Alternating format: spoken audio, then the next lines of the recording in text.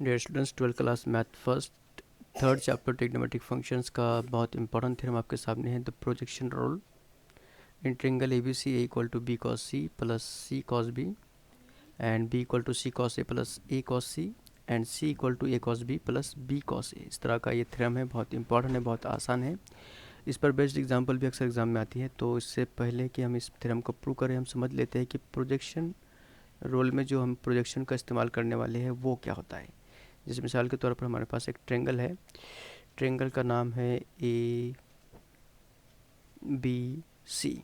तो यहाँ पर ये जो AB है, इस साइड का जो प्रोजेक्शन पड़ेगा AC के ऊपर, तो प्रोजेक्शन कुछ इस तरह से पड़ने वाला है। जैसे यहाँ पर मैं एक पॉइंट D कंसिडर करता हूँ, तो ये जो AD है, AD ये साइड AB का प्रोजेक्शन है। यानी मैं कह सकता हूँ यहाँ पर कि projection of AB is equal to, या फिर ऑन लिखना पड़ेगा यहाँ पर हमको, projection of AB on AC is equal to AD।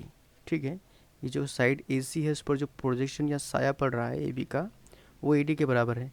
उसी तरह से अगर मुझे प्रोजेक्शन मालूम करना है, projection of BC, projection of BC on side AC is equal to क्या होगा, ये जो साइड AC है इस पर BC का जो प्रोजेक्शन होगा, यहाँ पर जो उसका साया पड़ रहा है, वो होगा DC के बराबर। यानी ये होगा DC के बराबर। तो पहले हम समझ लेते हैं कि इसका प्रोजेक्शन हम कैसे मालूम करते हैं। जैसे मुझे यहाँ पर अगर AD मालूम करना है या फिर मुझे DC मालूम करना है, तो AD जो है ये AB का प्रोजेक्शन है और DC जो है वो BC का प्रोजेक्शन है। और यहाँ पर जो एंगल है, जैसे ये जो एंगल है ये एंगल A है और ये जो एंगल है ये एंगल C है। तो प्रोजेक्शन मालूम करने के लिए हमें ज़्यादा कुछ नहीं करना होता, हमें सिर्फ कॉस की वैल्यू का इस्तेमाल करना होता है। जैसे यहाँ पर जो राइट एंगल ट्रायंगल बन रहा है, जैसे अगर सपोज़ मैं यहाँ पर रेड कलर का इस्तेमाल करता हूँ ताकि आपको बात समझ में आए, ये जो ट्रायंगल बन रहा है यहाँ पर, ये राइट एंगल ट्रायंगल बन गया ऐसे। ठीक है, और इसकी अगर बात करें हम, तो ये भी राइट एंगल ट्रायंगल बन गया ऐसे। ठीक है, दो राइट एंगल ट्रायंगल हमको यहाँ पर बनने हुए नज़र आ रहे हैं। ठीक है, तो ये जो ट्रायंगल ABD है इसमें राइट एंगल ये है, ट्रायंगल BDC है इसमें राइट एंगल D है। तो अगर मैं AD मुझे मालूम करना है, सपोज़ AD क्या है, फिर से एक बार रिपीट कर रहा हूँ, AD ये प्रोजेक्शन है AB का AC पर। तो AD की जो लेंथ होगी वो हमको मालूम करना है, तो हम पहले क्या करेंगे, कॉस A मालूम करेंगे। कॉस A क्या होता है, एडजेसेंट साइड बाय हाइपोटेनियस। तो इस राइट एंगल ट्रायंगल में एडजेसेंट साइड क्या है, AD है, और हाइपोटेनियस क्या है, AB है। तो इसकी मदद से मैं क्या लिख सकता हूँ यहाँ पर कि जो AD है वो होगा AB कॉस A के बराबर। और AD क्या है, अभी हम फिर से रिपीट कर रहा हूँ मैं, AD AB का प्रोजेक्शन है AC के ऊपर। AD AB का प्रोजेक्शन है, AD AB का प्रोजेक्शन है। ठीक है, AB का प्रोजेक्शन है AD, और A क्या है, एंगल AB और AD का दरमियान एंगल है। तो इस तरह से हमको एक रिलेशन मिलता है यहाँ पर प्रोजेक्शन का, और इसी का हमें इस्तेमाल करना है इसे प्रूव करने के लिए। वैसे अगर मुझे BC का प्रोजेक्शन मालूम करना है DC, तो क्या करना है यहाँ पर, BC किसका प्रोजेक्शन है, सॉरी DC जो है वो BC का प्रोजेक्शन है। तो मैं लिखूँगा DC is equal to BC, और BC को मल्टीप्लाई करूँगा cos C से। ठीक है ना, BC का प्रोजेक्शन कौन है, DC है। तो इस तरह से हमको यहाँ पर मिल जाएगा। तो ये रोल हमको याद करना है या यूज़ करना है इसे प्रूव करने के लिए। अगर आपको ये समझा होगा कि हम प्रोजेक्शन कैसे मालूम करते हैं, तो आप यहाँ पर इस तरह से, अगर आपको याद ना हो प्रोजेक्शन का फार्मूला, तो आप सिंपली हम यहाँ पर cos A का इस्तेमाल करें, adjacent side by hypotenuse, hypotenuse into cos A equal two adjacent side. यानी जो एडजेसेंट साइड होती है राइट एंगल ट्रायंगल में, वो प्रोजेक्शन होता है हाइपोटेनियस का। आप उसे ऐसे भी कह सकते हैं कि जो हाइपोटेनियस है उसका प्रोजेक्शन एडजेसेंट साइड होता है cos का। तो इसी का इस्तेमाल करके हमें प्रोजेक्शन रोल प्रूव करना है।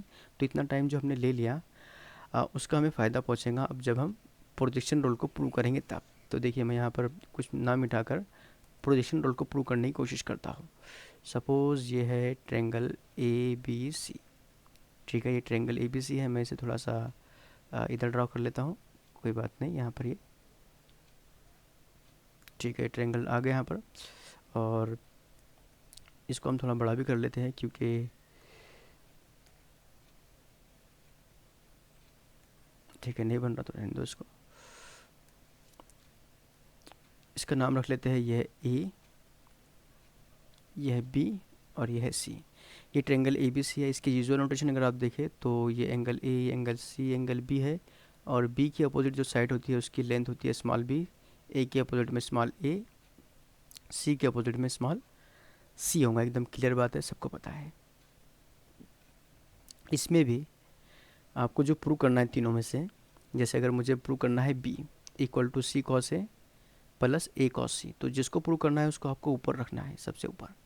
जैसे मुझे यहाँ पर B equal to C cos A plus A cos C prove करना था, इसलिए मैंने बी को ऊपर रखा। इसके बाद एक परपेंडिकुलर आपको ड्रॉ करना है यहाँ पर बी से पास होने वाला ए सी के ऊपर। ये परपेंडिकुलर हमने यहाँ पर ड्रॉ कर लिया, ठीक है। बी से पास हो रहा है और ये परपेंडिकुलर है ए सी के ऊपर, ठीक है। यहाँ पर जो पॉइंट मिला इसका नाम मैं रख देता हूँ डी, ठीक है। कोई बात नहीं, यहाँ तक एकदम सिंपल बात है, यहाँ तक कि कोई भी नई चीज़ नहीं है, नहीं समझनी है ऐसी। तो एक बात देखिए, यहाँ पर ये जो ए सी है, ए से लेके सी तक के, इस ए सी को मैं दो टुकड़ों में डिवाइड कर सकता हूँ, एक ए से लेकर डी तक के और एक डी से लेकर सी तक के, ठीक है। ए सी की लेंथ कितनी है, क्योंकि ये बी का अपोजिट है तो इसकी लेंथ बी के बराबर है, स्मॉल बी के बराबर। और ए डी क्या है, ये जो ए डी है, ये ए डी है ए बी का प्रोजेक्शन ए सी पर, ए बी का प्रोजेक्शन ए सी पर। तो ए डी जो है, ए डी का अगर मैं बात करूँ सिर्फ इस अकेले की, तो मैं इसे पहले ब्रैकेट में लिखता हूँ कि जो ए डी है वो प्रोजेक्शन है, projection of A B, A D है projection of A B on A C, ठीक है। इतना ए डी के लिए सिर्फ आपको इतना एक्स्ट्रा काम करना है कि उसे प्रोजेक्शन दिखाना है, क्योंकि हम प्रोजेक्शन रोल की मदद से ये सब प्रूव कर रहे हैं।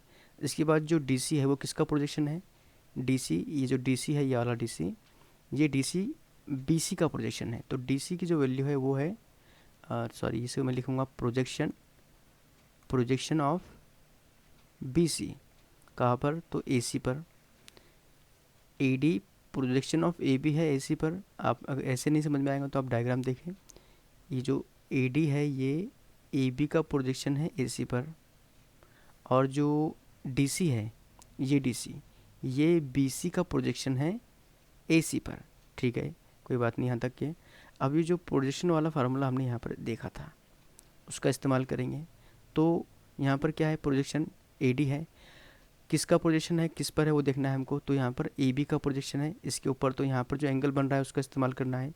ये एंगल ए है और ये है एंगल सी।